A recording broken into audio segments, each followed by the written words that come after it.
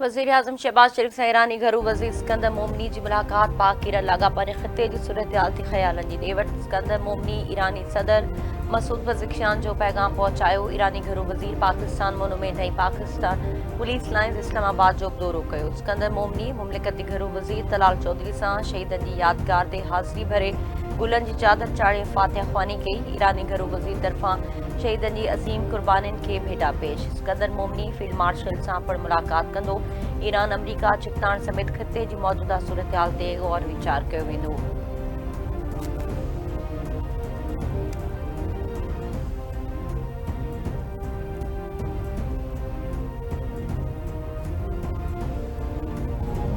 भारत एक आबी जारियत कर रहा है, उसने इंडस वाटर ट्रीटी को यूनिलैटरली ख़त्म कर दिया है। हम इंशाल्लाह एक टास्क फोर्स बनाने जा रहे हैं जो कि इंडस वाटर ट्रीटी की वजह से जो हमें नुकसान हो रहे हैं उसमें वाटर कॉर्ड डेफिनेटली उसका जायजा लिया जाएगा कि उसकी इम्प्लीमेंटेशन में अगर कोई गैप्स हैं तो उनको कैसे पूरा किया जाए। जब इस साल गंदम की प्राइस सेट करने की बात की गई थी और सुबह सिंध का ये ख्याल था कि 4,000 रुपये फी मंथ गंदम की प्राइस रखी जाए, जिनके अपने बच्चे मिसिंग हैं या उनसे जुदा हो गए, उनका गम या उनके जो तकलीफ है उसका हमें पूरा एहसास है। हमने ऑलरेडी पुलिस को हिदायत जारी की हुई है। मैं उनको श्योर कराता हूँ कि हुकूमत सिंध की जानिब से कि हम पूरी कोशिश कर रहे हैं और इस कोशिश को और बढ़ाएं।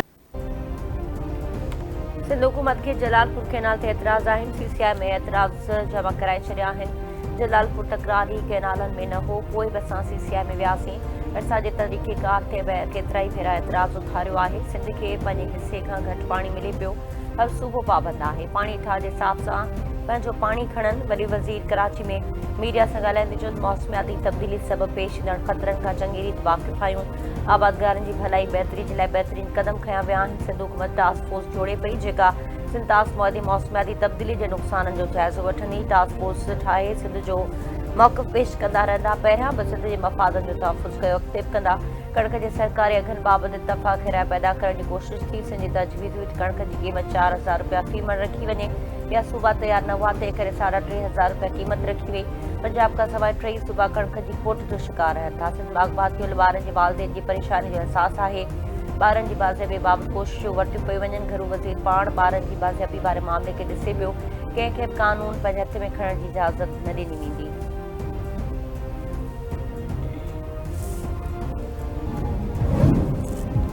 सोलर ज़रिए 2,75,000 ख़ानदाननि जूं ज़माने जूं ज़रूरतूं पूरियूं करण जो मनसूबो आहे। 18 अरब 20 करोड़ रुपयनि जी लाॻत सां सोलर सिस्टम फ़राहम करण जो मनसूबो इनक़लाबी क़दम आहे। ऑफ ग्रिड इलाइक़नि जा 1,32,000 ख़ानदान ऐं ऑन ग्रिड इलाइक़नि जा 1,43,000 ख़ानदान फ़ाइदो हासिल कनि पिया। सिंध हुकूमत जो मक़सदु घटि आमदनी वारे इलाइक़नि ऐं ॾूरहनि इलाइक़नि में रहंदड़ मुस्तक़ ख़ानदाननि खे सहूलियतूं फ़राहम करणु आहे। सीनियर वज़ीर शहर जे इलामे मुंशिद मुस्तक़ ख़ानदान खे 180 वाट सोलर पैनल, बैटरियूं, कंट्रोलर, पंखा ऐं बल्ब फ़राहम कया पिया वञनि। सोलर होम सिस्टम मनसूबो सिर्फ़ बिजली फ़राहम करण जो मनसूबो न पर ग़रीब आवाम खे रिलीफ फ़राहम करण ऐं उन्हनि जी ज़िंदगियुनि खे बहितर बणाइण जे लाइ अहम क़दम आहे।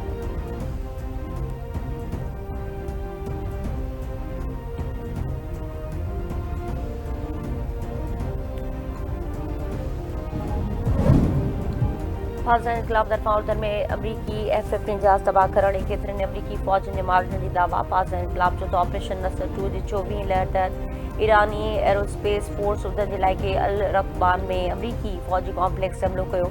हमले में दुश्मन जो मीज़ाइल रेडार सिस्टम ऐं F-15 जहाज़ खे तबाह कयो वियो। बहरीन जे शहर महरक में हिकु अमरीकी रेडार ऐं हवाई दिफ़ाई निज़ाम खे निशानो बणायो वियो। रफ़ा शहर में पैट्रियट हवाई दिफ़ाई निज़ाम खे मीज़ाइल ऐं ड्रोन सां निशानो बणायो वियो। बहरीन में अमरीकी कंपनी एमेज़ॉन जे मरकज़ी डेटा इंफ्रास्ट्रक्चर खे तबाह कयो वियो। कुवैत में अमरीकी रेडार मवासिलाती निज़ाम ऐं सैटेलाइट्स खे तबाह कयो वियो।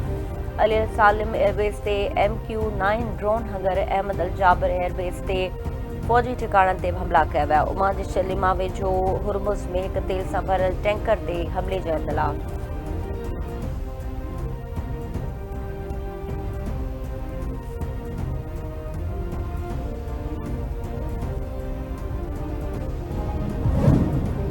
अमरीकी फ़ौज ईरान ख़्याल वागी तो देर रात में सख्त हमला। फ़ौजी कमांड सेंटर्स, बहरी सलाहियतुनि, वीज़ा लेन, ड्रोन लॉन्च साइट्स ऐं हवाई दिफ़ाई निज़ाम खे निशानो बणाइण जी दावा।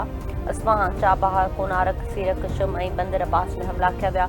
अमरीकी सेंट्रल कमांड चयो त ईरान ख़िलाफ़ हमले जो ॿियो मरहलो मुकमल कयो वियो। अहम आलमी शिपिंग लेन ज़रिए कमर्शियल शिपिंग जारी आहे। मई जी शुरूआत खां फोर्सिस तक़रीबन 900 कमर्शियल जहाज़नि ऐं 450 मिलियन बैरल कचो तेल ॿाहिरि कढियो। अमरीकी फ़ौजूं हुर्मुज़ में आज़ाद जुरपुर ऐं ईरान जी रंडक ते जवाबदार करार ॾियण जे लाइ मुकमल तौर ते तयार आहिनि।